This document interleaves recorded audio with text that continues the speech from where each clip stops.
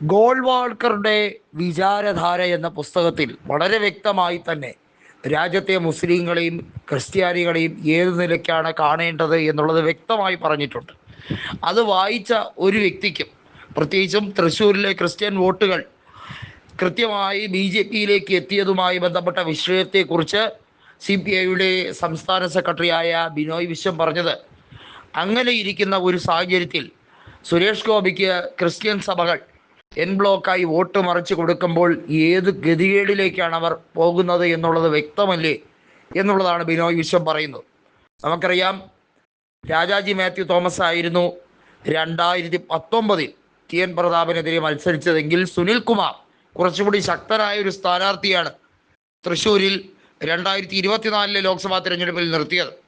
എന്നാൽ 2024 ലോക്സഭാ തിരഞ്ഞെടുപ്പിൽ സുരേഷ് ഗോപിയുടെ വിജയം സുനിശ്ചിതമാക്കുന്ന രീതിയിലേക്ക് കാര്യങ്ങൾ പോയി. ഒരുപക്ഷെ വലിയ രീതിയിലുള്ള ചർച്ചാ വിഷയമായി മാറിയതിന് പ്രധാന കാരണം സുരേഷ് ഗോപിയുടെ ഭൂരിപക്ഷം തന്നെയാണ്.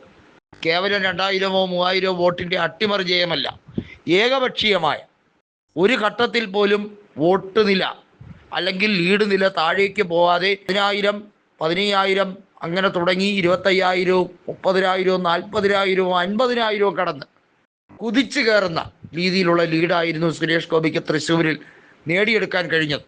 എല്ലാവരെയും ഒരുപോലെ അത്ഭുതപ്പെടുത്തുന്ന ഒരു പ്രതിഭാസമായിരുന്നു തൃശ്ശൂരിൽ കഴിഞ്ഞ ലോക്സഭാ തിരഞ്ഞെടുപ്പിൽ ഓരോ റൗണ്ട് എണ്ണി കഴിയുമ്പോഴും ബോധ്യപ്പെട്ടത്.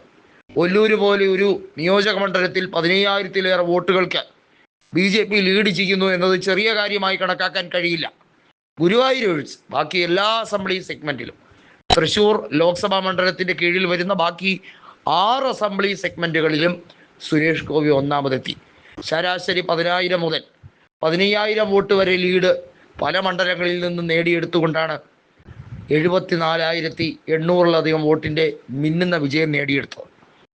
തൃശ്ശൂരിലെ പൂരം കലക്കലുമായി ബന്ധപ്പെട്ട വിഷയം, അതുമായി ബന്ധപ്പെട്ട് ഉദ്യോഗസ്ഥർ ക്രമസമാധാന പാലനം നല്ല രീതിക്കല്ല നടത്തിയത് എന്നുള്ള വലിയ തോതിലുള്ള പരാമർശം, ഇതൊക്കെ നിറഞ്ഞു നിൽക്കുകയാണ്. CPIയെ സംബന്ധിച്ചിടത്തോളം തൃശ്ശൂർ എന്ന് പറയുന്നവരുടെ പ്രധാനപ്പെട്ട ഈറ്റില്ലമാണ്.